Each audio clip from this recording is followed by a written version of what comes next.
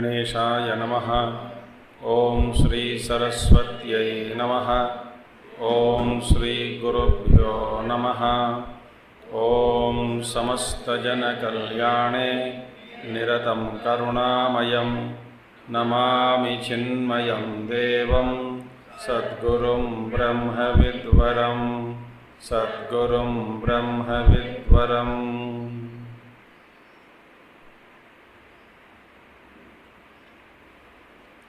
ओम व्यासं वसिष्ठनप्तारं शक्तेः पौत्रमकल्मषं पराशरात्मजं वन्दे शुकतातं तपोनिधिं। व्यासाय विष्णुरूपाय व्यासरूपाय विष्णवे नमो वै ब्रह्मनिधये वासिष्ठाय नमो नमः। वसुदेवसुतं देवं कंसचाणूरमर्दनं देवकी परमानन्दं कृष्णं वन्दे जगद्गुरुं कृष्णं वन्दे जगद्गुरुम्।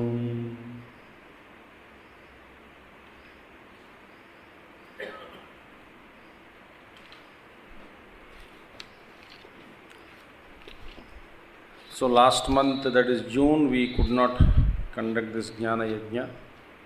Don't worry, I am not going to speak in English. ये एकदम अचानक थॉट आ जाता है कि भूल गए क्या. So we couldn't conduct that Yajna last month because of our yatra to Chardham, and so we could not. We came late, so we could not conduct that. Now I want you all to chant from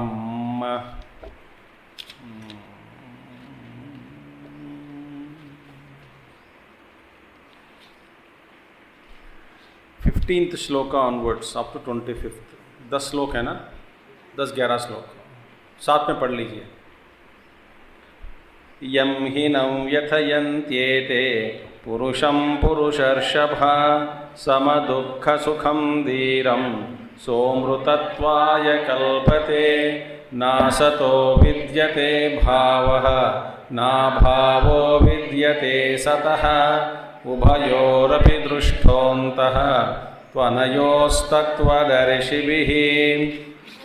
अविनाशि तु तद्विद्धि येन सर्वमिदं ततं विनाशमव्ययस्यास्य न कश्चित् कर्तुमर्हति. अन्तवन्त इमे देहाः नित्यस्योक्ता शरीरिणः अनाशिनो प्रमेयस्य तस्माद्युध्यस्व भारत. य एनं वेत्ति हन्तारं यश्चैनं मन्यते हतम् उभौ तौ न विजानीतः. नायं हन्ति न हन्यते न जायते म्रियते वा कदाचित्. नायं भूत्वा भविता वा न भूयः. अजो नित्यः शाश्वतोऽयं पुराणः न हन्यते हन्यमाने शरीरे. वेदाविनाशिनं नित्यं य एनमजमव्ययम्. कथं स पुरुषः पार्थ कं घातयति हन्तिकम्. नेक्स्ट वासां, what is that? Yes. वासांसि जीर्णानि यथा विहाय नवानि गृह्णाति नरोपराणि. तथा शरीराणि विहाय जीर्णानि अन्यानि संयाति नवानि देहि. नैनं छिन्दन्ति शस्त्राणि नैनं दहति पावकः. न चैनं क्लेदयन्त्यापो न शोषयति मारुतः. अच्छेद्योऽयमदाह्योऽयम् अक्लेद्यो शोष्य एव च. नित्यः सर्वगतस्ताणुः अचलोऽयं सनातनः. अव्यक्तोऽयमचिन्त्योऽयम् अविकार्योऽयमुच्यते. तस्मादेवं विदित्वैनं नानुशोचितुमर्हसि।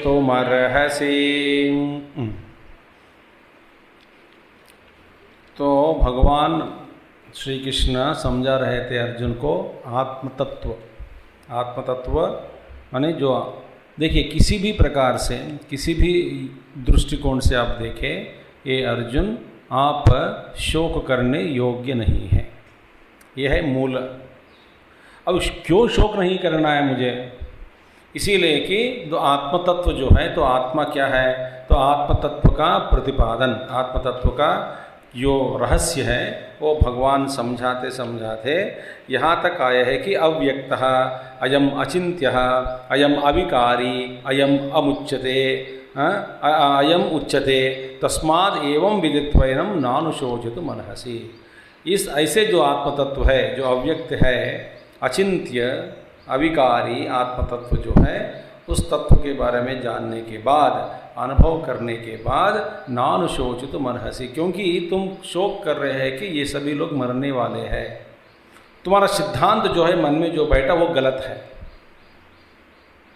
क्या सिद्धांत है? अर्जुन का जो मन में ये स्थिति है कि जो आत्मा भी शरीर के साथ जन्म लेता है और शरीर मरने से ही आत्मा भी मर जाता है।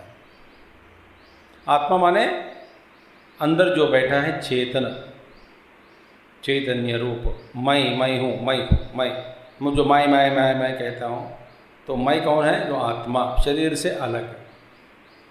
तो अर्जुन का मतलब, अर्जुन का जो उनके समझ में है कि देखिए ये आत्मा है, तो ऐसा जो मन में जो बैठा है समझ उनके मन में, तो उसको पहले भगवान श्री कृष्ण समझा रहे कि जो, देखिए अनेक प्रकार के व्याख्यान हैं, रामराय कवि की जो व्याख्यान है, महात्मा लोगों का व्याख्यान है, शंकराचार्य जी के भाष्य के ऊपर ही फिर भी उनका अपना व्याख्यान है। तो इतने सारे गंभीर रूप से पढ़ने का कोई ज़रूर नहीं है। सिर्फ हमें ये जानना है कि जो आत्मा, जो मृत्यु के साथ है, राम है मर गए, ऐसा जो हम रोते हैं ये गलत है। ऐसा रोने का कोई कच्ची फ्रेंड्स आस्क समवन और तो ऐसा कोई रोने का कोई कारण नहीं है। तो तुम क्यों चिंता कर रहे हो, विलाप क्यों करते हो?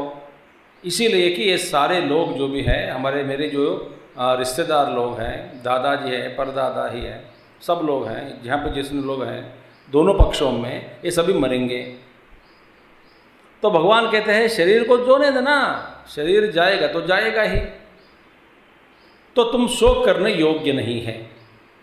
और आत्मनः अनित्यत्वम अभ्युपगम्य। अब देखिए, अभी तक भगवान श्री कृष्ण ने समझाया कि तुम शोक करने योग्य नहीं है। ये सब सारे जो चीज़ है, इसके लिए आत्मा के लिए शोक करना गलत है। समझ में आ गया। क्यों? इसीलिए कि आत्मा नित्य है। नित्य माने शाश्वत। तो मैं हूँ, तो शरीर छोड़ने के बाद भी मैं रहूँगा। जो मैं जो भाव है वो तो नहीं जाएगा, वो कभी घटेगा नहीं। ये मैं का जो हमारा जो समझ है, गलत समझ, फहमी अभी हो गए, गलत फहमी कि मैं शरीर हूँ, ये मैं शरीर हूँ, ये गलत जो फहमी है वो जाएगा, वो हटेगा शरीर छूटने के बाद। तो मैं स्थूल शरीर हूँ, वो हट गया। अब मैं हूँ, मैं कौन हूँ? सूक्ष्म शरीर से तादात्म्य होकर मैं भ्रमण करता रहता हूँ दूसरे शरीर के लिए। तो मैं तो हूँ।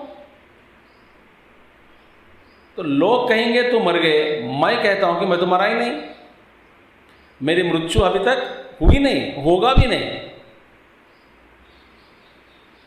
सो अभी दूसरे सिद्धांत माने दूसरे कोण से, दृष्टिकोण से देखोगे अर्जुन, माने आत्मा नित्य है, नित्य होने के नाते ये तो शाश्वत है, तो इसके लिए तुम रोने का कोई कारण नहीं है। तुम्हारा जो रोना है ये गलत है, तो इसके लिए विलाप मत करो, क्योंकि आत्मा नित्य है। आत्मा नित्य है, इसलिए तुम शोक करने का कोई कारण नहीं है। तुम्हारा शोक के पीछे दो कारण नहीं है, शोक करने योग्य नहीं है, इसीलिए रो मत। ये हो गया, आत्मा नित्य है तो रो मत। यदि आत्मा अनित्य है, यदि माने यदि तुम इस आत्मा को अनित्य रूप में स्वीकार करोगे तो भी इस सम के लिए रोना ठीक नहीं है। आत्मनः अनित्यत्वम अभ्युपगम्य इदम उच्यते। आत्मनः अनित्यत्वम, अनित्यत्वम माने आत्मा ये जो है ये अनित्य है, माने शाश्वत नहीं है। शरीर के साथ इसका जन्म होता है, शरीर मरने से ही उसका भी मृत्यु हो जाता। इस रूप में यदि आत्मा को तुम स्वीकार कर लेते तो भी इसके लिए शोक करना ठीक नहीं है।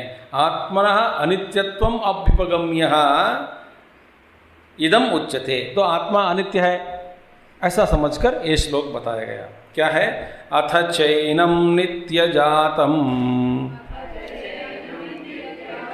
नित्यं वा मन्यसे, नित्यं वा मन्यसे मृतं तथापि त्वं महाबाहो नैवं शोचितुमर्हसि। अथ चैनं नित्यजातं नित्यं वा मन्यसे मृतं तथापि त्वं महाबाहो नैवं शोचितुमर्हसि। देखिए मैंने बता दिया गीता का संदेश, पहला श्लोक, पहला पद क्या है? भगवान का संदेश अशोच्यानन्व शोचस्त्वम, जिसके लिए तुम शोक नहीं करना है उसी के लिए तुम शोक कर रहे हो वो अर्जुन। और चरम श्लोक गीता का क्या है? आकरे माँ शुचः मोक्षयिष्यामि माँ शुच, माने आदि और अंत, उपक्रम और उपसंहार, उपक्रम और उपसंहार। मेरे मन में हाय संकल्प पता नहीं कब होगा, वेदांत सार हम सबको पढ़ना चाहिए। वेदांत सार एक ग्रंथ है, उपक्रम उपसंहार बहुत सारी चीज़ आएंगे उसमें। जहद लक्षण, अजहद लक्षण, जहद अजहद लक्षण, जहद भागत त्याग लक्षण, तत्वमसि महावाक्य, बहुत सारी चीज़ आ, समय नहीं मिलता क्या करें। तो अब देखिए, हाँ, माँ शोच मैंने उपक्रम क्या है? अशोच्यानन्व शोचस्त्वम, शोक मत करो। उपसंहार क्या है? माँ शुचः, शोक मत करो। तो गीता का संदेश क्या है? उपक्रम उपसंहार, शोक मत करो बस भैया, शोक मत करो बस, शोक मत करो। मैंने देखा है बड़े बड़े महात्मा लोगों को बस शोक कभी नहीं करते, निश्चल हो जाते हैं, निश्चल। ये आसान नहीं है, कठिन साधना है। तो भगवान कहते हैं कि यदि आत्मा नित्य है, नित्य है इसलिए रो मत, नो आत्मा अनित्य है तो भी रोना नहीं। बड़ी अच्छी बात है। अथच एनम, अब देखिए अथच इति अभ्युपगमार्थः, माने अभ्युपगमार्थ माने औपचारिक दृष्टि से आप यदि स्वीकार करें, अभी आप यदि यूं सोच ले कि आत्मा अनित्य है, ऐसा एक ऐसा सोचो, कल्पना करो, यूं कल्पना करो कि आत्मा अनित्य है, कल्पना करो आत्मा तो नित्य है। अभ्युपगमार्थ माने तत्काल स्वीकार कर लिया, कुछ पढ़ाई के लिए, कुछ समझने के लिए, कुछ जानने के लिए स्वीकार कर लिया, यूं करो, यूं स्वीकार करो कि आत्मा अनित्य है, उसको कहते हैं अभ्युपगमार्थ, मैंने स्वीकार किया। अथ च इति अभ्युपगमार्थः, अथ माने अथ च, देखिए अथ च, in case if you consider this as a unreal entity, even if you consider, इस अर्थ में अथ च, अथ च का मतलब क्या है? अभ्युपगमार्थः। If you consider, corollary, consider, अथ च अभ्युपगमार्थः, ठीक है। औपचारिक, औपचारिक माने ओनली ए फॉर्मेलिटी, एक कॉरोलरी इज कंसिडर्ड। अथ च मतलब क्या है? येनम प्रकृतम आत्मानं नित्यजातं लोक प्रसिद्ध्या प्रति अनेक शरीर उत्पत्तिम जातो जातः इति मन्यसे, तथा प्रति तद विनाशम नित्यं वा मन्यसे मृतं मृतो मृतः इति। तथापि तथा भाविनी अपि आत्मनि त्वं महाबाहो एवं न शोचितुम् अर्हसि। जन्मवतो नाशः नाशवतो जन्म च इति एतो अवश्यं भाविनौ इति।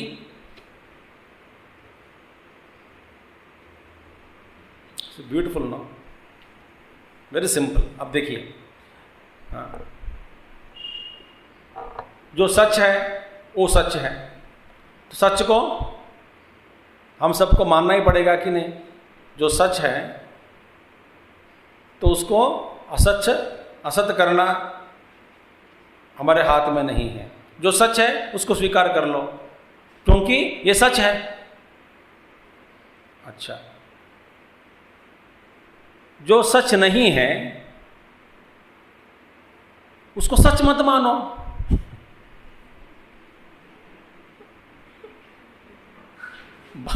बात खत्म।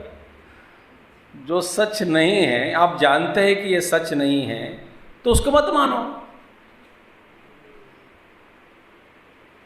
अब झंझट कहां है बताओ इसमें? ये सच है, सच है, सच है तो रो मत, क्योंकि ये सच है। रो के क्या फायदा?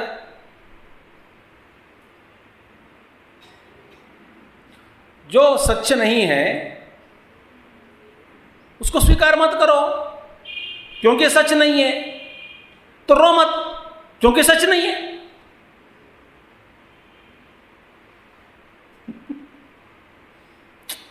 ये सच नहीं है इसलिए रोना नहीं, ये सच है इसलिए रोना नहीं। आप क्या कहते हैं अभी? रोना नहीं। ब्यूटीफुल ना? ये लौकिक दृष्टि में भी देखे जाए आप किसी को, ये भी सच है। ये सच है तो मान लो, तो रोना नहीं। ये असच है, सच नहीं है, तो फिर रोना क्यों? अब ये मिश्रित हो जाता है ना। सच को हम असत के रूप में, असत जो सच नहीं है उसको सच्चाई के रूप में, जो सच नहीं है उसको असच्चाई के रूप में हम स्वीकार करते हैं, तभी हो जाएगा लफड़ा। तब होता है लफड़ा। आत्मा नित्य है, इस नित्य वस्तु को नित्य नहीं मानते। नित्य को नित्य न मानने से, अनित्य को नित्य मानने से शोक होता है।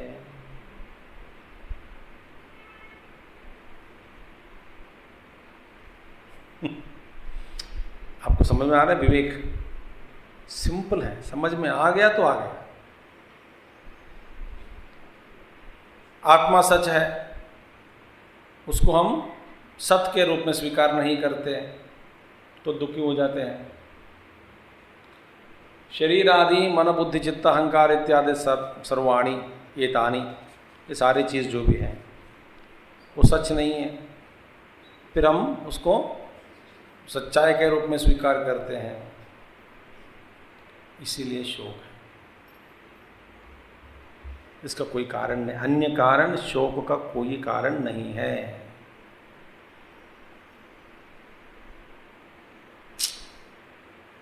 इसीलिए एनम माने प्रकृतम आत्मानम, जिस आत्म तत्व के बारे में हम अभी चर्चा कर रहे हैं, उस आत्मा के बारे में, वो क्या है? प्रकृतम आत्मानम, तो नित्य जातम। आप यदि सोचो कि आत्मा नित्य जातम माने शरीर के साथ उसका जन्म हुआ। किसका जन्म? आत्मा। और शरीर मर गए तो आत्मा भी मर गए, माने आत्मा का उदय और अंत, माने अस्तमय, अंत, उदय और अंत माने प्रथम प्रारंभ और उसका अंत।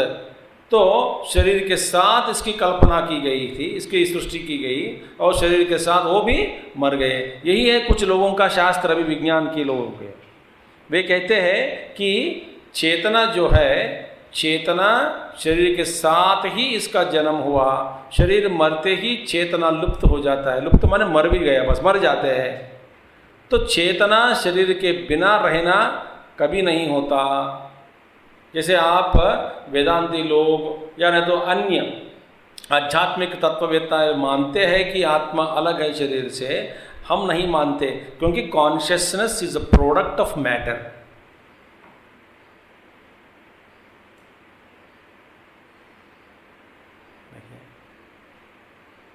और हम क्या कहते हैं? Matter is super imposed on consciousness.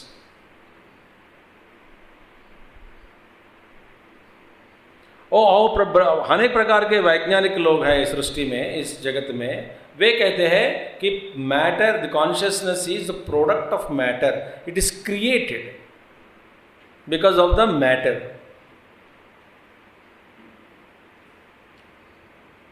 कुछ अणुओं को समेट लेकर एक रूप दिया जाए तो उसका उस रूप दिया, कुछ हुआ, कुछ रिएक्शन हुआ, उसमें चेतना का उदय हो गया, जन्म हुआ। फिर शरीर मर गया, माने तो फंक्शन जो भी है डिफंक्ट हो गया, छोड़ दिया सारा फंक्शन, तब जो चेतना है वो भी चला गया, तो लाइफ गॉन। और यू अंडरस्टैंडिंग? यह है अनेक प्रकार के लोगों के मन में यही सिद्धांत बैठे हैं। इसीलिए क्या है, न कर्म है, न पुनर्जन्म है, न कर्म फल भोगना पड़ता है, जो चाहे वो करो, क्योंकि जब तक जिए मस्त जियो, एंजॉय करो, पुण्य पाप का विवेक मत करो, जो करना है करो, क्योंकि जब तू मरेगा तो फिर शून्य हो जाएगा, क्योंकि तुम्हारा जन्म हुआ शरीर के साथ और तुम्हारा अंत होगा शरीर के साथ। यह है कुछ लोगों का सिद्धांत। भगवान कहते हैं यदि उस सिद्धांत को भी अपनाओगे तो भी रोना नहीं। देखिए, नित्य जातम, नित्य जातम माने शरीर के साथ इसका जन्म हुआ, शरीर के साथ इसका अंत हुआ। लोक प्रसिद्धिया लोक प्रसिद्धिया प्रत्यनेक शरीरोत्पत्तिम जातो जाता इति मन्यसे। माने लोक प्रसिद्धि के अनुसार लोक में अज्ञानी लोग ही ज्यादा है, इसलिए रोते हैं ना।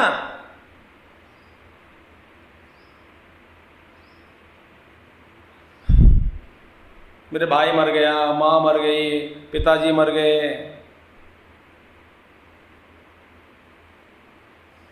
ना पिताजी ही शरीर है,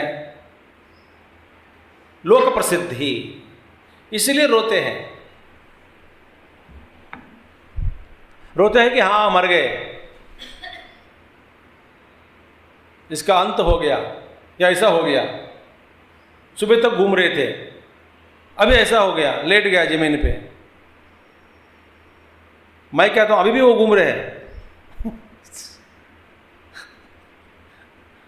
वो मस्त है, वो शरीर नहीं है।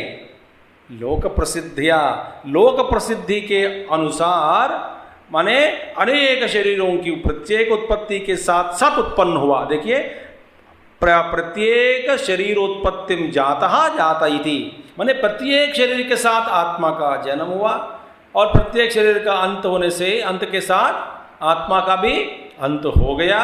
इस तरफ यदि आप मानते हैं, यदि मन्यसे तथा प्रतितद् विनाशम नित्यम वा मन्यसे मृतम मृतो मृत इति। जब शरीर का अंत हुआ, हाय राम ये मर गया, ऐसे जो कल्पना करते हैं कौन? अज्ञानी लोग, वही है लोक प्रसिद्धि। लोक प्रसिद्धि यही है। यदि आप इस तरह से आत्मा को माना तो भी तथापि तथा भाविनी अपि आत्मनि, माने तथा भावनी माने अर्थात ऐसे जन्म के साथ इसका जन्म हुआ, मृत्यु के साथ इसका मृत्यु हो गया। तथा भाविनी अपि आत्मनि त्वम महाबाहो एवं न शोचितुम अर्हसि। यदि तुम इसी तरह को भी इस तरह से आत्मा को समझे तो भी तुम शोक करने योग्य नहीं है, क्योंकि जन्मवतो नाशः नाशवतो जन्म च इति ये तो अवश्यम भाविनो इति। ये तो अवश्य है, जो जन्म हुआ उसका मृत्यु, जो मर गया फिर उसका जन्म होना, ये तो अवश्य है। देखिए, जन्मवतो नाशः जिसका जन्म हुआ, पदार्थ का जन्म हुआ, उसका नाश, और जिसका नाश हुआ फिर उसका पुनरुत्पत्ति। देखिए, अवश्यम भाविनौ इति, क्योंकि जन्मने वाले का मरण, मान जो जन्म हुआ उसका मरण, और जो मर गया उसका फिर जन्म, तो अवश्य होने वाला है। क्योंकि आत्मा क्योंकि तुम्हारा ये भावना है कि आत्मा शरीर के साथ ही रहेगा, बिना शरीर नहीं रहता। शरीर के साथ मर गया, फिर दूसरा शरीर लिया, तो उस शरीर के साथ फिर उसका उत्पादन हुआ, उसका जन्म हुआ। ये तो अवश्यम भावी, यूँ मान लो। इस अवश्यम भावी जो चीज़ है उसको लेकर के रोना क्यों? ये अवश्य है तो रो मत। अंडरस्टूड? तो आत्मा को नित्य रूप में स्वीकार किया तो भी शोक नहीं करना, आत्मा को अनित्य रूप में स्वीकार किया, शरीर के साथ जन्मना फिर शरीर के साथ अंत होना, इस तरह के कल्पना करके आत्मा के बारे में यदि आप समझ में आ गया, आपको समझते हैं, तो भी रोना, शोक करना उचित नहीं है। तो भगवान आप कहते क्या है? मैं यही कह रहा हूं कि शोक मत करो, बस। देखिए,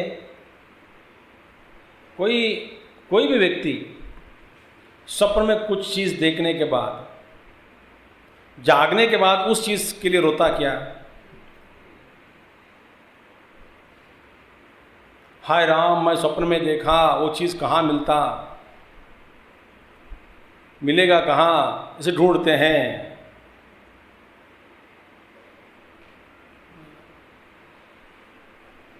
इसीलिए शोक करना छोड़ो।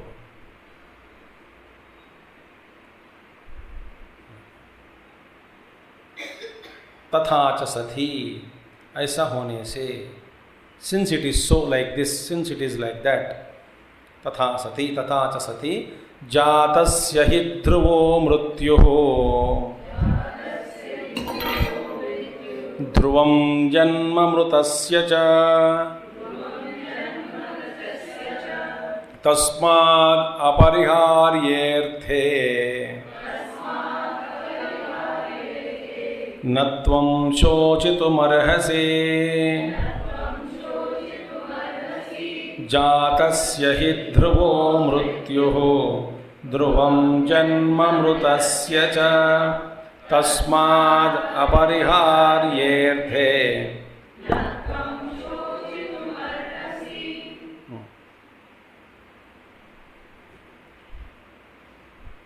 जातस्य ही ध्रुवो मृत्युः।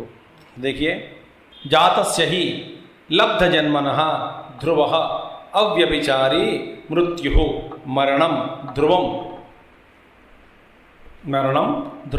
जन्म मृतस्य च तस्माद् अपरिहार्यः अयं जन्म मरण लक्षणः अर्थः तस्मिन् अपरिहार्ये अर्थे न त्वं शोचितुम् अर्हसि। अपरिहार्ये, अपरिहार्य, देखिए, माने जातस्य ही लब्ध जन्मानः,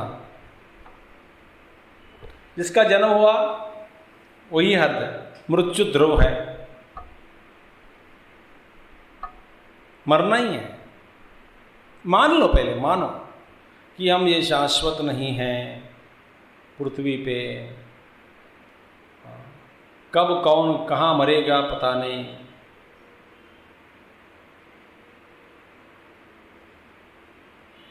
कैसे मृत्यु आके हमारे आलिंगन करेगी पता नहीं। देखा कि नहीं पिछले महीने क्या हुआ, को पता ही नहीं, एड्रेस नहीं, कब किसको कहाँ क्या होता है।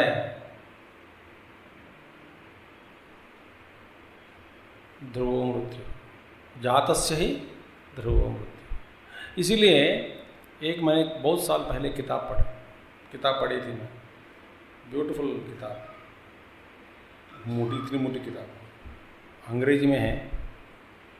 उस सारे किताब में जीवन का निर्वचन माने जीवन जीना, जीवन इसका निर्वचन ऐसा दिया है कि जीवन का मतलब क्या है कि 24/7 माने 24 घंटे 7 दिन मृत्यु के लिए ही तैयारी करते हुए जीना ही जीना है। बाप रे, वो क्या पेसिमिस्टिक भी किताब है क्या? नहीं नहीं, ये तो बुद्धिस्ट फिलॉसफी, एक बड़े महात्मा जी ने लिखा है तो मुझे किताब। और वो कहते हैं कि what is life? Life is constant preparation for death.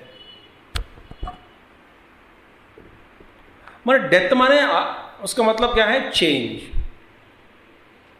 Death माने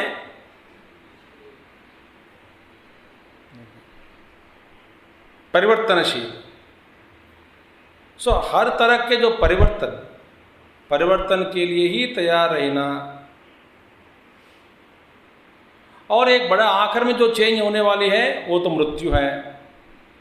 ये भी एक बड़ा परिवर्तन है। जीवन में परिवर्तन, मृत्यु ही एक परिवर्तन, जन्म भी एक तरह का परिवर्तन ही है।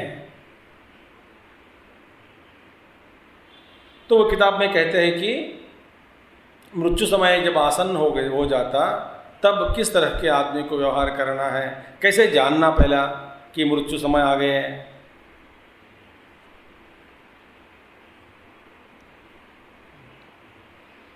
बड़ी अच्छी किताब। तो जात से ही ध्रुवो मृत्यु, ध्रुवम माने कंपलसरी, बस ये ध्रुव है।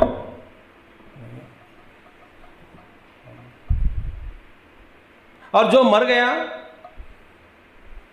तो लब्ध जन्म न हो ध्रुव अव्यभिचारी मृत्यु हो मरणम ध्रुवम जन्म मृतस्य च, ध्रुवम जन्म मृतस्य च। जो मर गया फिर उसका जन्म ध्रुव है।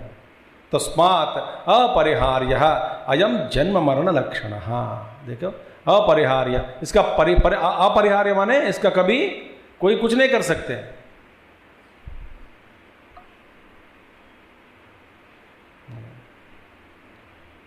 तो होना ही है। अपरिहार्य, इसका परिहार करना नहीं होगा। परिहार माने जानते हैं कि नहीं? परिहार अपरिहार्य माने अवश्यम, इसका कोई रोक नहीं सकता। ऐसा जो परिवर्तन है इसको कोई रोक नहीं सकता। जो जन्म लिया उसका मृत्यु रोक नहीं सकते, जो मर गया उसका फिर जन्म भी रोक नहीं सकते हैं। तस्माद अपरिहार्य अयम जन्म मरण लक्षण। अर्थ तस्मिन् अपरिहार्ये अर्थे न त्वं शोचितुम् अर्हसि। देखिए यहाँ पर प्रतिकार किया नहीं जा सकता, माने कुछ नहीं कर सकते। इसीलिए इस अपरिहार्य जो भी है वो एक निमित्त बन गया। इस विषय में जो निमित्त है उसके लिए न त्वं शोचितुम् अर्हसि, इसके लिए शोक करना योग्य नहीं है। जन्म एक निमित्त बन गया। किसका निमित्त है? मृत्यु का। मृत्यु ही एक निमित्त बन जाते हैं। किसका? फिर जन्म का।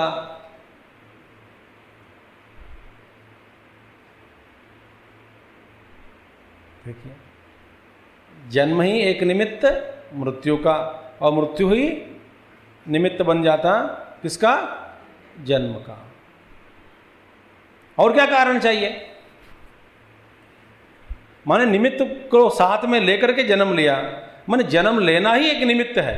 किसका निमित्त है? मृत्यु। तो मृत्यु अवश्यम भावी।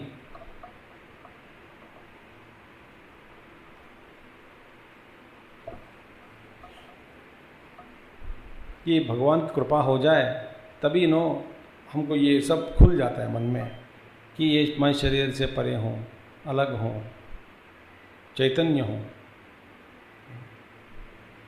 और कोई डरने की कोई बात ही नहीं है। भाई मृत्यु क्या माने वो बाहर शरीर है उसको छोड़ देता हूँ, तो इंद्रिय तो मेरे साथ ही रहेगा। पर इसको इंद्रियों को स्थूल रूप में प्रकट होना, स्थूल रूप में व्यवहार करना वो नहीं होगा, क्योंकि शरीर नहीं है। इसलिए इस जगत से हम हट जाते हैं और दूसरे लोक में घूमते हैं। उस लोक को अनुभव करने के लिए ये इंद्रिय तो है ही।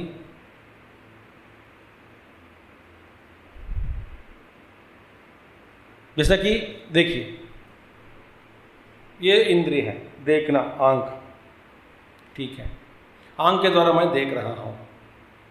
तो देखना, क्योंकि मेरी आंख है तो देखना कभी बंद नहीं होगा, है कि नहीं? आंख है मेरे लिए, मैं अंधा नहीं हूं, देख रहा हूं, तो देखना कभी बंद नहीं। नींद में गए वो अलग बात, वो बंद नहीं होता, बस विराम, उपराम किया गया, इंद्रियों का उपराम बस। मगर देखना जो भी है वो कभी बंद नहीं होता, ठीक है। मगर अभी यूँ समझो कि एक तरह का चश्मा पहनने से स्थूल जगत का अनुभव, और हटा दिया, दूसरा चश्मा पहन लिया, उपाधि, उस चश्मा के द्वारा सूक्ष्म जगत का अनुभव, वो भी हटा दिया, और एक मन सूक्ष्म में ही अनेक प्रकार के लोक हैं। तो जिस जिस व्यक्ति को जैसे वो चश्मा पहनते हैं, इंद्रिय तो वही है। मैं आपको कुछ सूक्ष्म बात समझाने के लिए प्रयास कर रहा हूं। इंद्रिय तो है, मगर चश्मा बदल गया।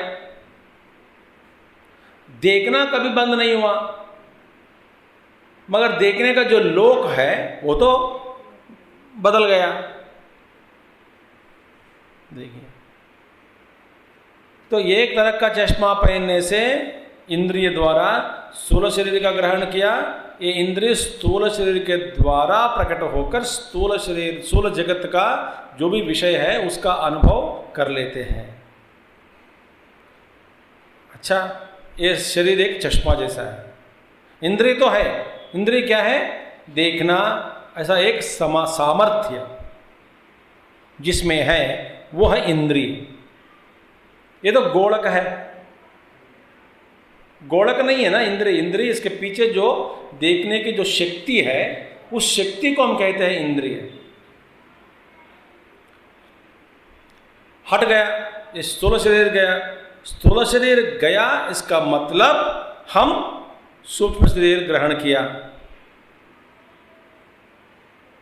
जैसा कि आप है और आपका अस्तित्व या तो जागृत अवस्था में है, या नहीं तो स्वप्न अवस्था में है, या नहीं तो निद्रा अवस्था में है, या नहीं तो और कोई नहीं है हमारे लिए अवस्था, तुरीय तो है ही नहीं हमारे लिए। अच्छा, तो जागृत में है। अब देखिए, जागृत को छोड़ दिया, इसका मतलब हम या तो स्वप्न में है या नहीं तो निद्रा में है। अब देखिए, जागृत को छोड़ दिया, स्वप्न में प्रवेश नहीं किया गया, या नहीं तो निद्रा में प्रवेश नहीं किया गया, बीच में ऐसा कोई स्टेट है क्या? नहीं है।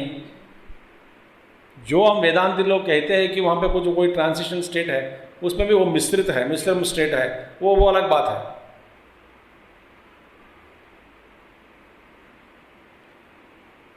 इसी तरह स्थूल शरीर गिरने से ही तो हमारे जो अंदर शरीर है, अभी भी है, हमारे जो पांच इंद्रिय, पांच कोश है ना, पंचकोश, सारे पंचकोश हम सब पहन चुके हैं वर्दी। सबसे बाहरी वाली जो वर्दी उतर जाता तो अंदर वाली वर्दी है।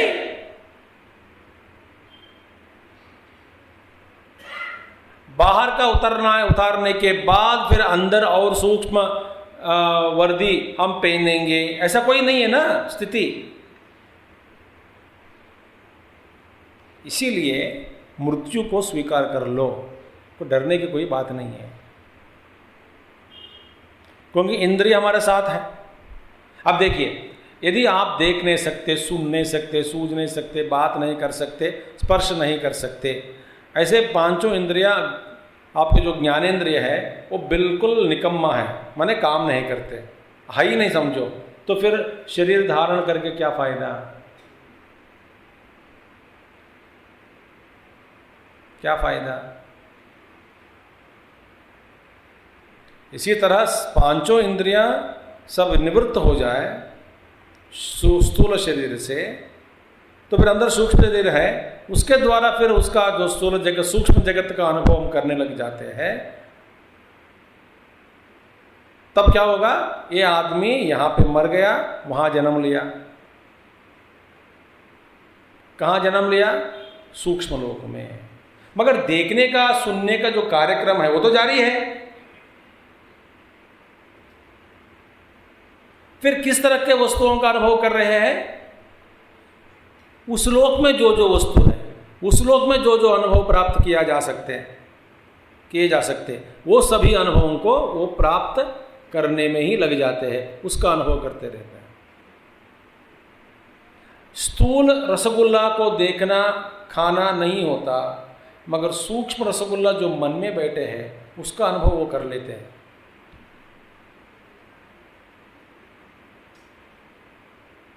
क्योंकि सूक्ष्म रसगुल्ला कहां पर है? मन में है। इसलिए शरीर के बिना हम कैसे रहें, कहाँ रहें, क्या करते होंगे पता नहीं, डर लगता है। क्या डरना है?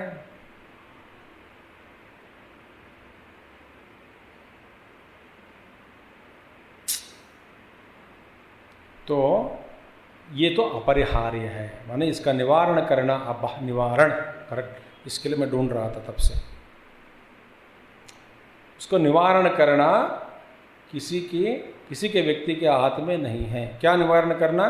जो जन्म हुआ, जो मृत्यु का निवारण करना, जो मर गए उसका फिर जन्म का निवारण ये कभी नहीं हो सकता। तो जो अनिवार्य है, जो अनिवार्य है उसके बारे में शोक करना ये उचित नहीं है, ये बेवकूफ़ी का काम है।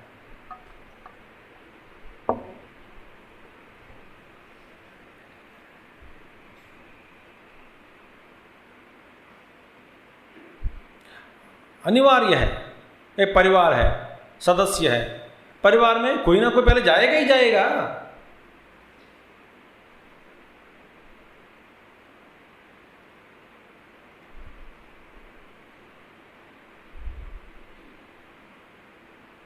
अनिवार्य है, जो अनिवार्य है इसके बारे में शोक मत करो। ब्यूटीफुल, समझ में आ गया आपको? जो अनिवार्य है इसके बारे में शोक करना उचित नहीं है। आत्मा यदि नित्य समझोगे तो शोक करना उचित नहीं है। आत्मा अनित्य मानते हैं तो भी शोक करना अनित्य है। और जो जन्मता है उसका मृत्यु ध्रुव है, जो मर गया उसका जन्म ध्रुव है। ये तो अपरिहार्य है, अनिवार्य है। तो इसके लिए इसके बारे में शोक करना ये ठीक नहीं है। मैंने क्या कहा कुछ क्षण पहले? सच को सच्चाई के रूप में स्वीकार करने से, और जो असत्य है, असच है, सच नहीं है, झूठ है, उसको झूठ के रूप में ही स्वीकार करने से शोक नहीं होता। जब जब शोक होता है तब हम क्या करते हैं? सच को असत्य के रूप में, और असत्य जो झूठ है उसको सच के रूप में, और जो सच है उसको झूठ के रूप में यदि हम स्वीकार करते हैं, उसी को कहते हैं शोक।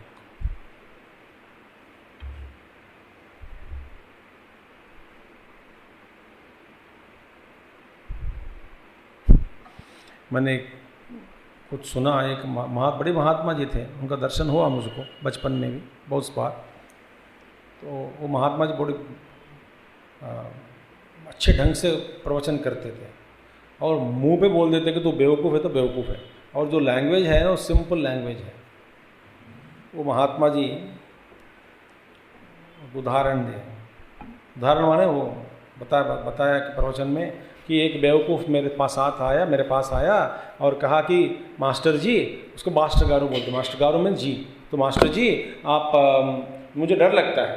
बोले किस बात के डर है? स्वामी जी, मैं मास्टर जी, गुरु जी और मास्टर जी बुलाते हैं उनको, तो मैं जब ट्रेन में जब जाता हूँ ना, प्रयाण काले, मैं जो प्रयाण करते रहता हूँ ट्रेन में, इधर उधर सफ़र करता हूँ, उसमें जब मैं अकेला जाता हूँ ना, मुझे डर लगता है। क्यों?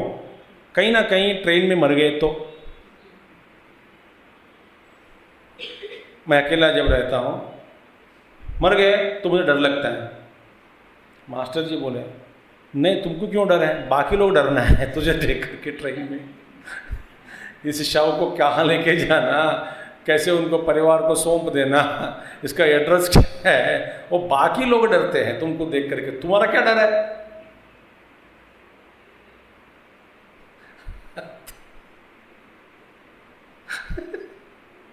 ये बेकार है। डरना क्यों?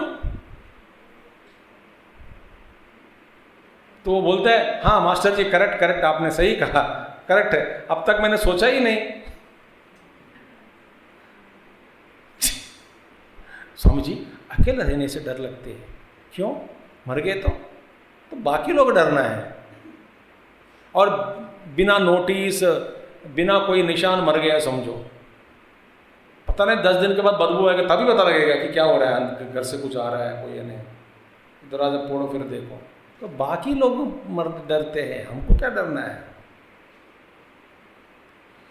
तो यहाँ पर सच क्या है? बाकी लोग डरते हैं। झूठ क्या है? मैं अकेला जब रहता हूं तो मर गया तो फिर क्या होता, ये तो असत्य है।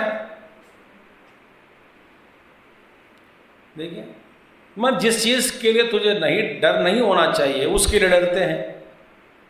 किसी ने एक बार आके बोला, स्वामी जी कुछ ऊपर से गिर गया और मरने वाली थी, बहुत डर गया, अभी भी डर लग रहा है। बोला तो मर गई तो डरता है, डर नहीं था। अब जिंदा है, फिर डर का क्या फायदा है डर से? अब जिंदा है ना, है, डर गए, अब अभी डर के क्या फायदा? ये डर के कोई काम नहीं है ना, डर छोड़ दो। नहीं मर गए होता तो, अरे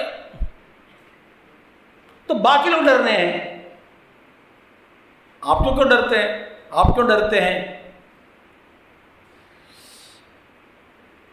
हम जब यात्रा कर रहे थे ना, 4 धाम यात्रा, ये भयंकर दृश्य हम देख रहे थे, तो हमारे युवा केंद्र नंबर 1 बोले, स्वामी जी ये तो प्रलय ही है, प्रलय, इसको प्रलय ही कहते हैं, और प्रलय नहीं तो क्या है? मैंने बोला ये तो प्रलय नहीं हो सकता। बोले कैसे? प्रलय में तुम नहीं रहोगे। तो ये प्रश्न तो मुझे क्या, कहाँ पे लैंडसेट के सामने बैठकर इसी तरह मस्ती करते सत्संग करते करते आ गए हम। प्रलय में तुम नहीं रहोगे, हाँ सही बात है, मैं भी नहीं रहूंगा, वो सही बात है। तो फिर तू ये प्रश्न किससे पूछोगी? सही बात है, तो ये प्रलय नहीं है, फिर क्या है? बस ये है थोड़ा जबकि प्रकृति थोड़ी सी हल्का ऐसा खुजली हो रही थी पृथ्वी को, ऐसा भगवान शिव जी के सिर पे बकवास लोग, बेकार लोग चढ़ गए थे, तो बोलो ये क्या है करके ऐसा सजाया अपने बाल को, बस वही है दृश्य। एक महात्मा जी ने बताया, मैंने पूछा कि गुस्सा आया क्या रुद्र भगवान को? एक गुस्सा थोड़ी है, क्यों? जब आप अपने बाल में, आपके बाल पे तो मिट्टी गिर जाता है, कुछ गिर जाता है, ना तो कुछ कीड़े गिर जाते हैं, ना तो कुछ चींटियाँ, ना तो ये मच्छर की तरह, आप क्या करोगे? बाल सजा के कि नहीं करते कि नहीं? ऐसा एक पर हाथ से, अपने हाथ से सजाते हैं, झटका देते हैं। अच्छा, आप जब ये काम करते हैं क्या गुस्सा से करते हैं क्या? इसी तरह रुद्र भगवान को गुस्सा नहीं हुआ, वे क्या है करके कहाँ से आ रहे, परेशान कर रहे हैं करके ऐसा कहा। उसमें गंगा जी फिर डिस्टर्ब हो गई, क्योंकि गंगा कहाँ रहती है? जटाजूट में।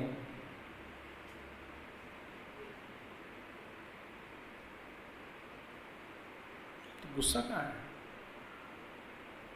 अच्छी व्याख्या में बोलो करेक्ट। तो हम गुस्सा से करते हैं बेकार में, वो भगवान का क्या गुस्सा है? हाँ, ये सोचना अच्छी बात है कि भगवान, रुद्र भगवान को गुस्सा आया इसलिए ऐसा किया, बस अच्छी बात है, ऐसे सोचो तब सुधरेंगे आदमी। ये महात्मा जी बड़े गुस्से वाले हैं, वास्तव में गुस्सा नहीं है, बस लोग ऐसा सोचे तो अच्छी बात है, ठीक, इन लोगों का व्यवहार ठीक रहेगा और महात्मा जी को सताएंगे भी नहीं लोग। देखिए जो अनिवार्य है इसके बारे में शोक करना व्यर्थ है।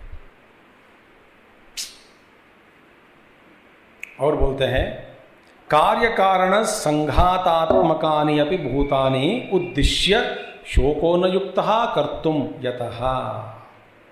अब देखिए कार्य कारण संघातात्मकानि अपि भूतानि।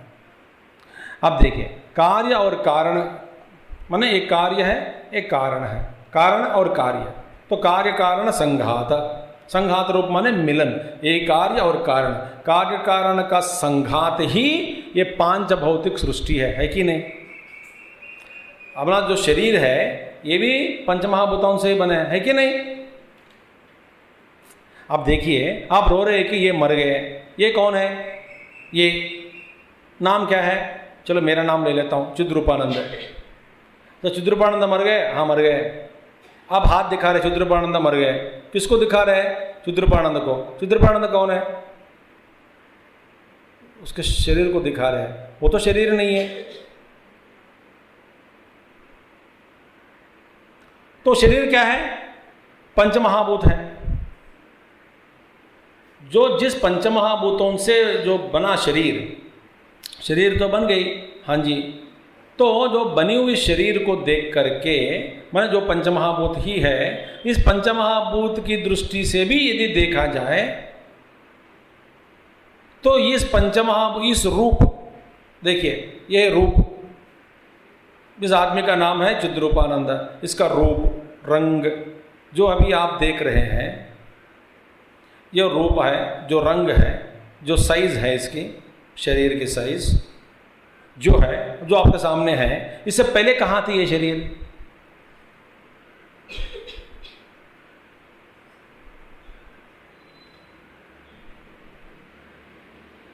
ऐसे ही एक रूप वाला, रूप वाली, रंग वाली शरीर, ये कहाँ थे। तो कार्य कारण संघातात्मकानि। अच्छा एक जीव, सारे जो शरीर है, शरीर मर गया इसीलिए तुम रो रहे हो। वास्तव में कभी तुम भीष्माचार्य जी को देखा, कभी द्रोणाचार्य जी को देखा, जो आप कह रहे हैं मातुला सुशुला श्याला संबंधिनः, इन सबको कभी देखा। हाँ देखा भी हूं, नहीं देखा भी हूं। देखा किसको, उनके शरीर को। तो शरीर को देख करके हम कह रहे हैं कि उनको देखें।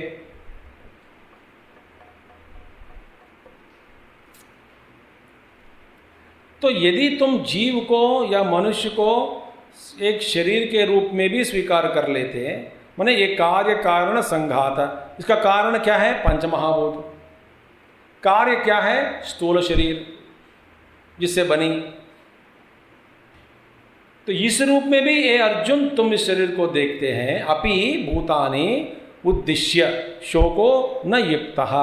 इस तरह से भी देखा जाए तो भी शोक करना ठीक नहीं है, क्योंकि तुम मर रहे हैं। कौन मर, अब पहली बात है चिद्रूपानंद मर गए। चिद्रूपानंद मर गए माने चिद्रूपानंद मरते नहीं, भूत बनकर वापस आ जाएगा आपके पास। वो तो मरेगा नहीं। अच्छा आप हाथ दिखा रहे हैं शरीर को, शरीर मर गया माने छोड़ दिया, माने शरीर तो गिर गया पृथ्वी पे। आप कह रहे कि चिद्रूपानंद मर गए। वो तो कंफ्यूजन देखा आप। अच्छा है ना, पहले आप क्या सोच रहे थे, वही यही चिद्रूपानंद है। वास्तव में चिद्रूपानंद शरीर से अलग है। हम कह रहे कि ये गिर गया तो ये मर गया, इसलिए गिर गया। अच्छा भाई तुम इस तरह से भी मान लो कि यही है, एक कार्य कारण संघात रूप ही भूत है। भूत माने बीइंग। इस तरह से भी मान लो तो भी शोक करने का कोई कारण नहीं होता। इसमें शोक करने का, ये भी शोक करना उचित नहीं है। क्यों भैया, यतः इसलिए कि माने तुम आदमी को सिर्फ शरीर के रूप में भी स्वीकार कर लिया, शरीर के रूप में ही स्वीकार किया। भैया आप जिस आत्मा के बारे में बात कर रहे हैं ये तो हम नहीं जानते, हम सिर्फ यही जानते हैं कि मेरे सामने एक शरीरधारी जो मेरे भाई है, बहन है, जो भी है, वो घूम रहे हैं, फिर रहे हैं, बात कर रहे हैं, व्यवहार कर रहे हैं, प्रेम करते हैं हमसे, हम वो चाहते हैं, वे हमको चाहते हैं, हम उनको चाहते हैं। तो आत्मा है या नहीं वो सब छोड़ दो, हम इसी को मानते हैं भूत, माने ये बीइंग। मामा जी कौन है? ये शरीर वाला। पिताजी कौन है? यही मेरे पिताजी है। भगवान देखो कितने प्यार से समझा रहे हैं। तो लोक प्रसिद्धि के अनुसार हम व्यवहार करते हैं। तो ये शरीर क्या है? भगवान कहते हैं ये पंचमहाभूत से बना कि नहीं? अच्छा, जो पंचमहाभूत से बने शरीर को आप कहते हैं कि नाम दिया इस रूप को और व्यवहार करने लगे, प्रेम करने लगे, तो इसी को आप एक जीव मान लिया, एक व्यक्ति मान लिया, एक भूत मान लिया, तो भी शोक करना उचित नहीं है। क्योंकि यहां पे भी अनिवार्य योग कुछ है इसमें। क्या अनिवार्य है? वो कहते हैं अव्यक्तादीनि भूतानि व्यक्तमध्यानि भारत अव्यक्तनिधनान्येव तत्र का परिदेवना अव्यक्तादीनि व्यक्तमध्यानि भारत अव्यक्तनिधनान्येव तत्र का परिदेवना। चलो भैया, आप इस मूर्तिमान व्यक्ति को ही आप एक जीव मान लिया, भूत मान लिया, व्यक्ति मान लिया, रिश्तेदार मान लिया। किसको? इस रूपवान को या रूपवती को मान लिया तो भी रोना नहीं। क्यों भैया? ये कौन है? पंचमहाभूत से बने, तो ठीक है। इससे पहले कहां थे? अव्यक्त में। Beautiful no. अव्यक्तम माने जो व्यक्त नहीं किया जा सकता, माने पहले अव्यक्त माने जो अव्यक्त में जो है उसको देखना नहीं होता, जो अदृश्य है मगर व्यक्त नहीं हुआ। किस रूप में है? पंचमहाभूत के रूप में फैल गई इस सृष्टि में।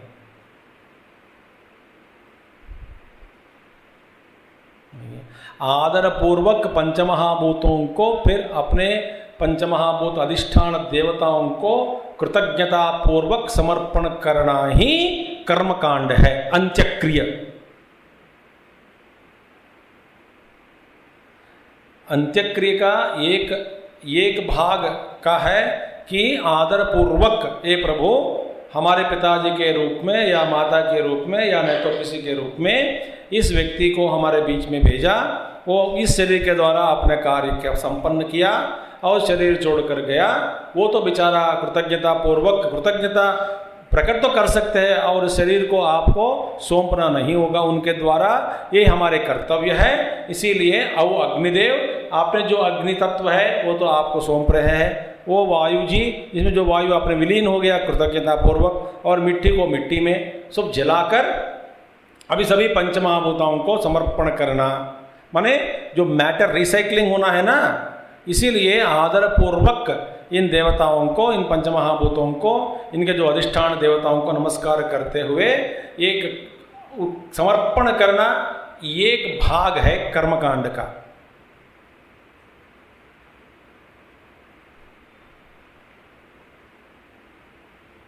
डर तो नहीं रहे ना आप सुनकर?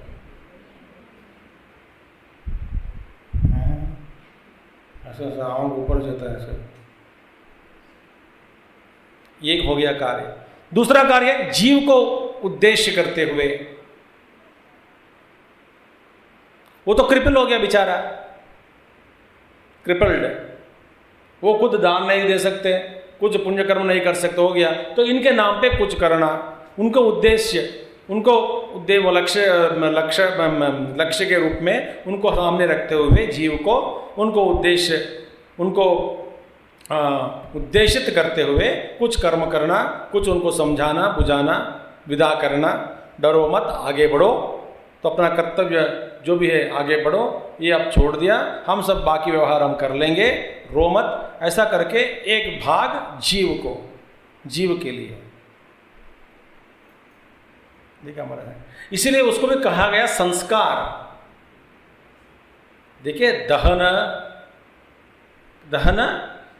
दाह संस्कार, देखिए वो भी संस्कार ही है।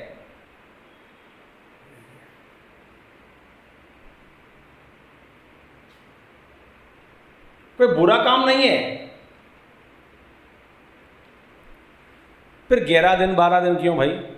इसीलिए कि जीव को ये पंच ज्ञानेन्द्रिय, कर्मेंद्रिय और मन पूरा 11,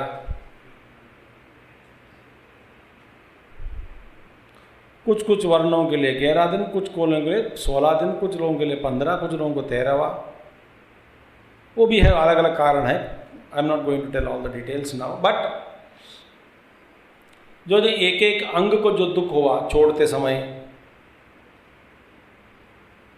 मन में दुख, एक एक इंद्रिय का जो दुख हुआ शरीर से छोड़ ममता के कारण, हाय राम बस इस दुनिया को देखना बंद हो रहा है, टिंग बंद हो गए, बस सुनना बंद हो गए।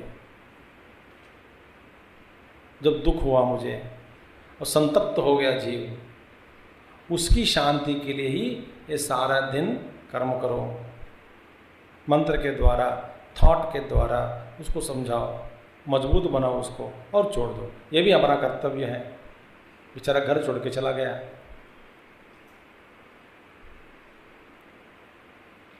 तो यदि तुम व्यक्ति को आत्मान मात मानो, ठीक है, सिर्फ एक पंचमहाभूत से सृष्टि की गई ये शरीर को, इस रूप को, रंग को ही मान लिया एक व्यक्ति के रूप में या भूत के रूप में, तो भी शोक करना उचित नहीं है, क्योंकि ये अव्यक्त से ही उसका व्यक्त में आया, तो व्यक्त होकर कुछ काल में फिर बाद में अव्यक्त में चला गया। देखिए समष्टि में चला गया। ये जो कण कण जो मेरे ये शरीर में है, तो दाहने के बाद ये सब समष्टि में चला गया। वायु समष्टि वायु विलीन हो गए, अग्नि जो तत्व है समष्टि अग्नि में विलीन हो गया, तो अव्यक्त हो गए, तो शरीर पूरा जल गया, माने अभी अव्यक्त हो गया।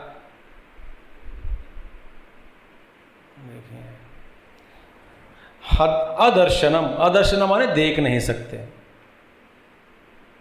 अव्यक्त स्थिति में जब है उसका देखना नहीं होता।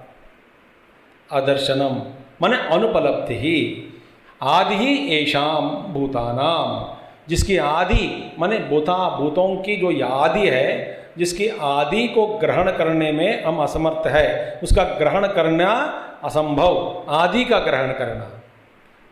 तो अव्यक्त स्थिति में जिसको कहते हैं आदि स्थिति, उस आदि को ग्रहण करना नहीं होता, क्योंकि अदर्शनम, तो जिसकी आदि अग्रहण है उसको हम कहते हैं अव्यक्त। अव्यक्त क्या है? जिस वस्तु की आदि स्थिति जो है उस स्थिति को ग्रहण करना नहीं होता, उस स्थिति को हम कहते हैं अव्यक्त।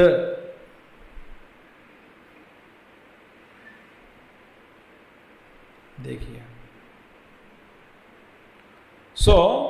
अनुपलब्धि ही आदि ही येषाम भूतानाम पुत्र मित्रादि काज कारण संघातात्मकानाम तानि अव्यक्तादीनि भूतानि। और अव्यक्त भूत माने पुत्र के रूप में, मित्र के रूप में, इत्यादियों के रूप में, सभी के रूप में उनके आदि स्थिति जो है, पूर्व स्थिति जो है, जिसका ग्रहण हम करना नहीं होता हमको, उसको कहते हैं अव्यक्त। तो बाली पुत्र मित्र भार्या पति बच्चे सभी लोग कहाँ थे? अव्यक्त में ही थे। बीच में व्यक्त हो गए, फिर अंत में फिर अव्यक्त में चले जाते हैं।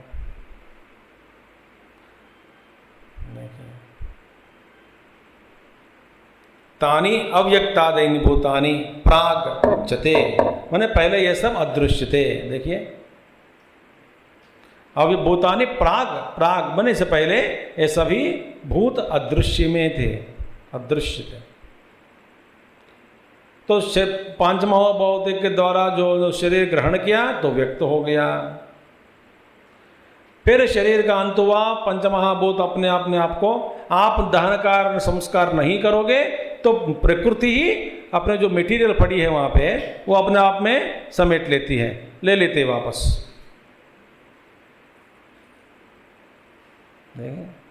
हम नहीं करेंगे, तुम नहीं करोगे तो मैं कर लूंगी काम।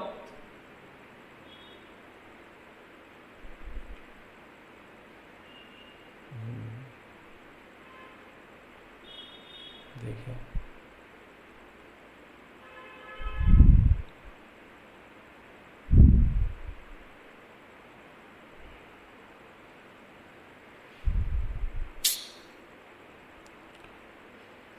तो उत्पन्नानि च प्राग माने मरणाद, उत्पन्नानि च प्राग मरणाद व्यक्त मध्यानि, उत्पन्नानि च अन प्राग मरणाद, जो जन्म हुआ जन्म के बाद फिर मरने से पहले,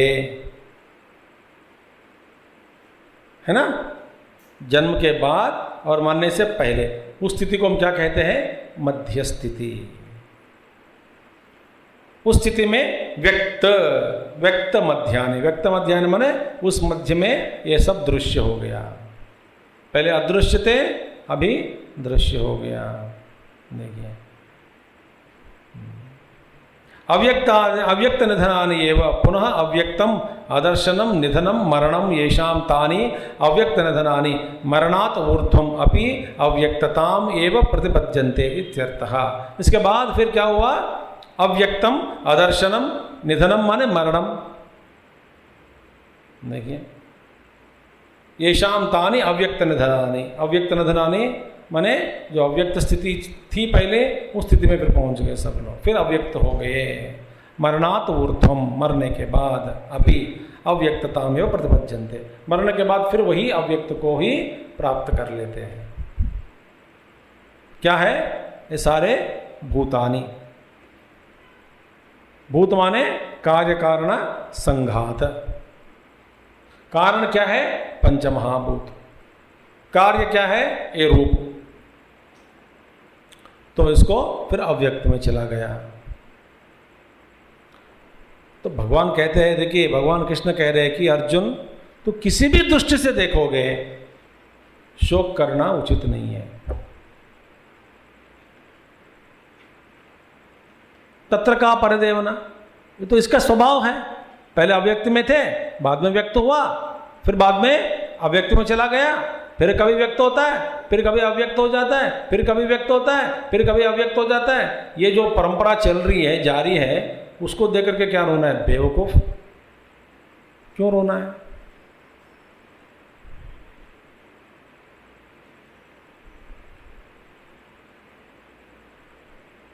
कोई हमारे मिशन के आचार्य का देहांत हुआ, तब आखिर में उनको उनके शरीर को जो इलेक्ट्रिक किलोमीटर में लेके अंदर किया, वो जा रहे थे अंदर शरीर, तब एक महात्मा, सभी हमारे आचार्य लोग एक दूसरे को देखे तो वो तुरंत यही श्लोक याद आया, अव्यक्तादीनि भूतानि व्यक्तमध्यानि भारत अव्यक्त निधनानि एव तत्र का परिदेवना। वही श्लोक याद आया, वो किसी को बोल दिया, उसे वो लोग हंस रहे थे, हम भी हंस रहे थे, वापस आ गए।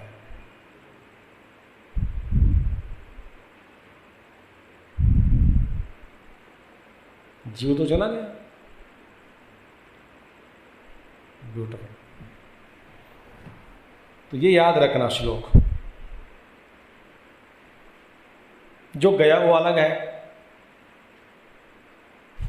ऐसा है कि जिसने कपड़ा छोड़कर चला गया घर पे, उस कपड़ा को आलिंगन करते करते हुए रो रहे लोग, वो मर गया मर गया, फिर वापस आकर वो डांटता है कि नहीं आपको, अबे मैं थोड़ी मरा हूँ, कपड़ा तो उतार के गया, टांग के रखा कपड़ा इधर, मैं सोचा तो मर गया। पिटाई करेंगे, पिटाई करेगा आके वो वापस। चल मैं कहाँ मारा, अरे कपड़ा उतार दिया और रखा, अंदर गया। नहीं मुझे क्या मालूम है, मुझे क्या मालूम है, कपड़ा छोड़ दिया इसका मतलब मर गए। अरे दिन भर कितने बार कपड़ा पहनते हैं, बदलते रहते, फिर छोड़ते रहते हैं, फिर वापस आ जाते हैं, फिर दोनों इसी तरह। मस्ती है, मजा है life.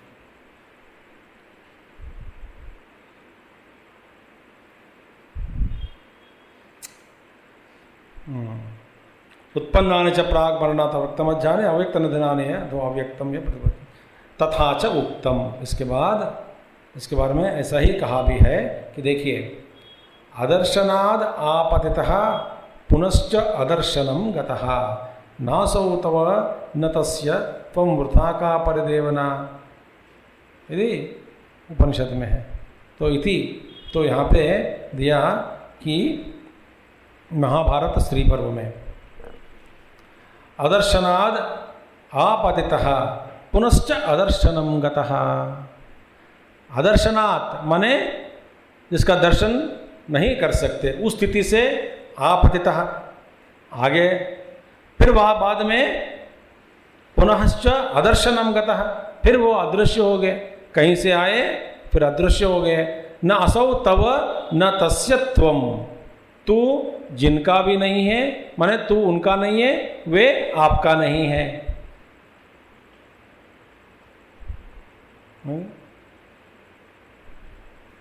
Neither you belong to them nor they belong to you. Beautiful thing. वो लोग तेरा नहीं है, तू उनके नहीं है। कहीं से आया, कहीं से मिले, और ट्रेन जर्नी में आप सब कुछ शेयर करते हैं। मैं बाथरूम जा रही हूं, अब मेरे बैग देख लेना। हाँ जी जरूर, कोई दिक्कत नहीं, बिल्कुल आपका बैग मेरे ही बैग है। वो चोर निकला मस्ती के लिए कह रहा हूँ। अब बैग भी सौंप देंगे और सोना भी हाथ में दे देंगे, बोले हाथ में रखना, मैं आऊँगी अभी। विजिटिंग कार्ड एक्सचेंज कर लेते हैं, फिर अपना स्टेशन आया तो उतरते हैं कि नहीं, वो रोते क्या दोनों।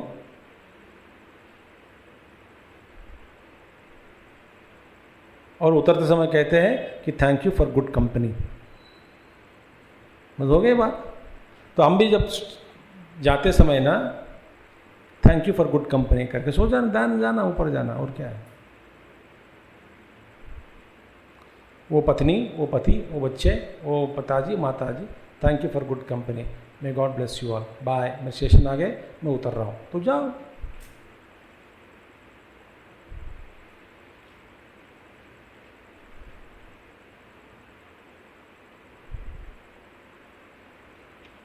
अब देखिए, एक बात मैं बोलता हूँ, जब आप गाड़ी चढ़ते हैं, ट्रेन गाड़ी या फ्लाइट जो भी है, किस लिए चढ़ते हैं? उतरने के लिए कि नहीं?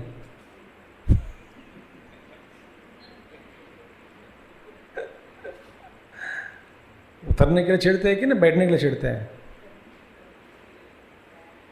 अब जब से आप चढ़ने से पहले ही आपका लक्ष्य क्या है? उतरना। वाह,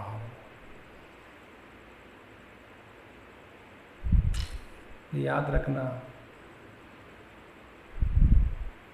चढ़ने से पहले ही आपका लक्ष्य क्या है? उतरना, अपना स्टेशन पर उतरना, वही लक्ष्य है।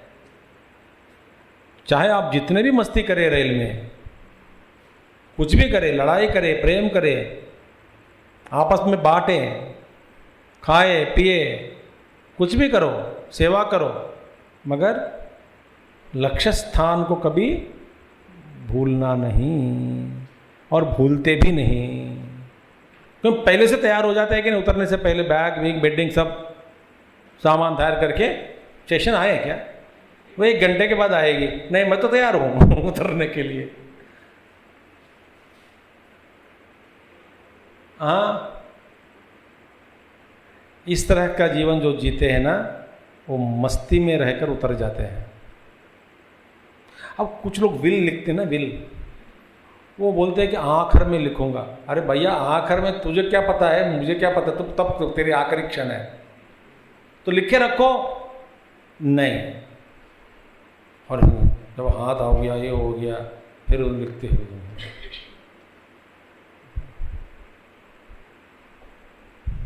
पहले लिख के रखना।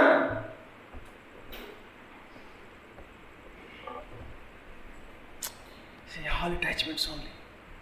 Even to write will that all this is applicable after your death, उसके लिए भी डरते हैं। कुछ लोगों का सेंटिमेंट है, विल लिख दिया माने मरने वाले हैं अतिशीघ्र, इसीलिए विल लिखना पोस्टपोन करो। तो तेरे विल से क्या संबंध है, यमराज आएगा ही आएगा।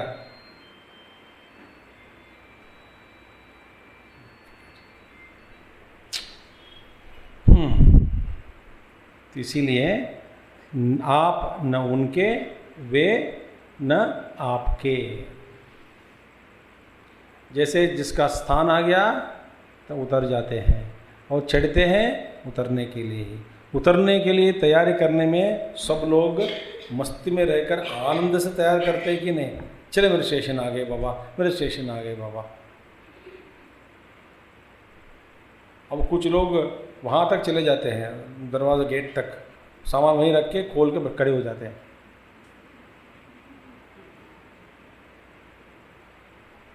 अब उतरने का इतना शौक है तो उधर जंप कर लो। नहीं नहीं, स्टेशन आ ही गए। जैसे गांव वाले बोलते हैं ना, बस 2 कदम आगे आ गए आप, बस मनेरी पहुंच गए। मनेरी पहुंच गए, कुछ गांव आ गए, ये मनेरी है? नहीं नहीं, ये कहाँ मनेरी है, और 4 किलोमीटर है।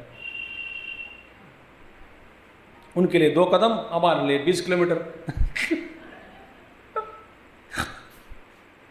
चलते रहो बेटा, चलते रहो। और आपको संतुष्ट करने के दूर से दिखाई देता है उसको। आप देख रहे हैं क्या, उधर नीचे में, बहुत बिल्कुल नीचे नीचे वहाँ पे शर्ट दिखाई दिया? हाँ जी, वहाँ जाना है। बस बस घूमते रहो उधर।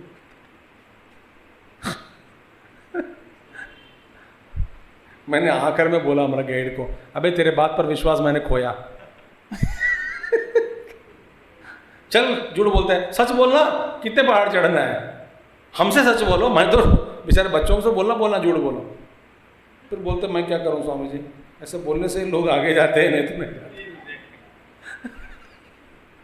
नहीं तो मैं क्या। बस देखिए महाभारत में स्त्री पर्व में तो न सौ तव न तस्यत्वम, वृथा का परिदेवना। तो बाक में जो परिदेवना है माने जो रोना है, परिदेवना माने रोना, विकल्प करना, वेदना, वृथा वृथा ये वो, आप जितने भी रो ये सारे वृथा ही वृथा। वृथा माने नो यूज ऑफ क्राइंग। मान लो तत्र का परिदेवना को वा प्रलापः प्रलापः विलापः प्रलापः आलाप प्रकृष्टालाप,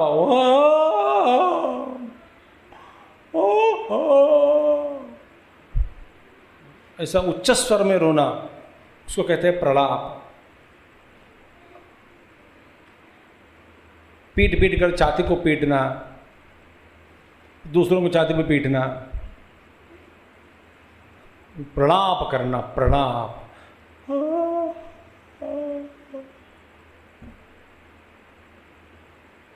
देखिए आप प्रलाप मत करो, मगर जो प्रलाप कर रहे हैं उनके पास जाकर ये श्लोक मत सुनाना,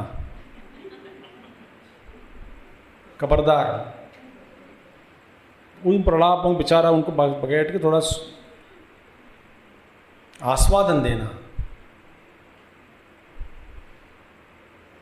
वहाँ जाके प्रलाप मत करो।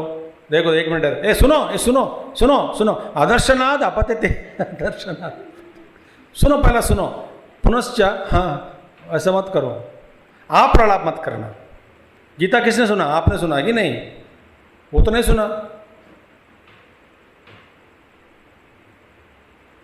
वैसे कुछ हो रहा था कुछ बहुत साल पहले, तो हमारे गुरुजी मुझसे कहा कि देखे भाई भैया वेदांत किसने पढ़ा, तू पढ़ा वो पढ़ा, बोला हमने पढ़ा, तो छोड़ो, वो तो समझते नहीं, बोले समझे कि सिंपल बात है, सीधी सी बात है, भैया ये बताओ हमारे मीटिंग में एक बार तूने पढ़ा वेदांत या वो पढ़े, मैंने पढ़ा, बस हो गया बात, वेदांत तो पढ़ लिया ना, उनको जो कहना है कहने दो,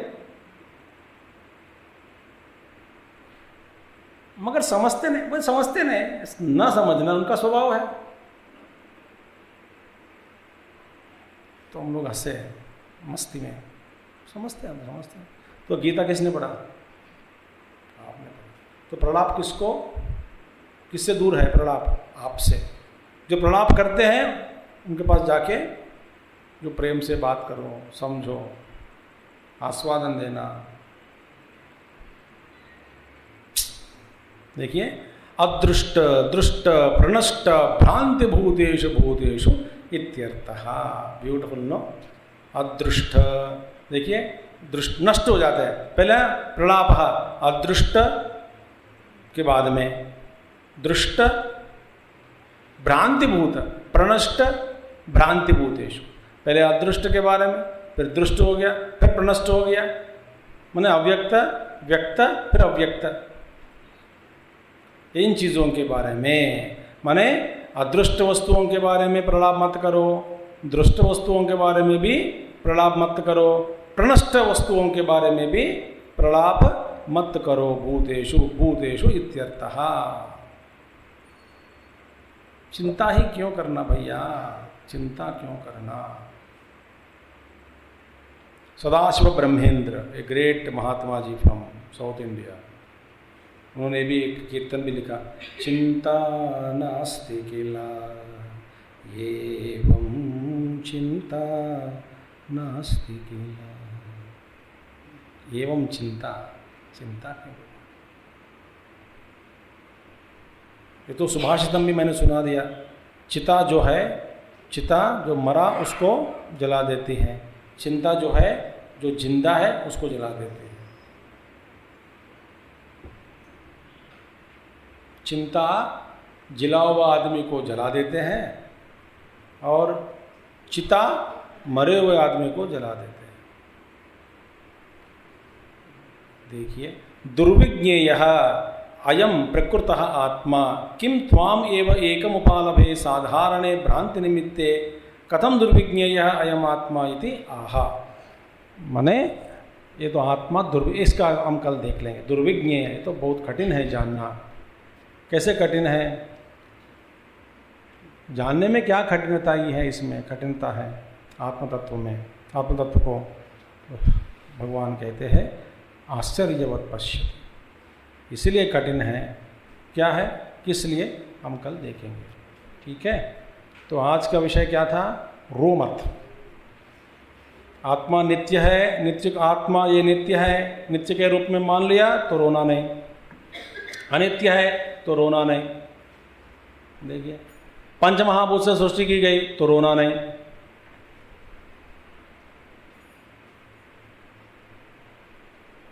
किसी भी दृष्टि से देखे शोक करना उचित नहीं है। फिर बाद में धर्म के बारे में बताते हैं भगवान श्री कृष्ण। राजधर्म के दृष्टिया देखे तो रोना नहीं। तुम्हारा धर्म क्या है? क्षात्र धर्म, क्षत्रिय है तुम्हारे लिए ऐसा बढ़िया सा अच्छा मौका मिला, भगवान ने दिया। मैंने मिला मौका जीवन में। कैसा मौका? धर्म युद्ध करने का। तो धर्म दृष्टि से देखे तो भी रोना नहीं। सो धर्म की दृष्टि से, कर्तव्य की दृष्टि से आत्मा नित्य आत्मा है, उसी दृष्टि से अनित्य आत्मा है तो भी रोना नहीं। शरीर है, पंचमहाभूत से सृष्टि है, अव्यक्त, तो भी रोना है? नहीं। माने किसी भी दृष्टि से आप देखो अर्जुन, तुम्हारा जो शोक है उसको जस्टिफाई नहीं कर सकते। ठीक है।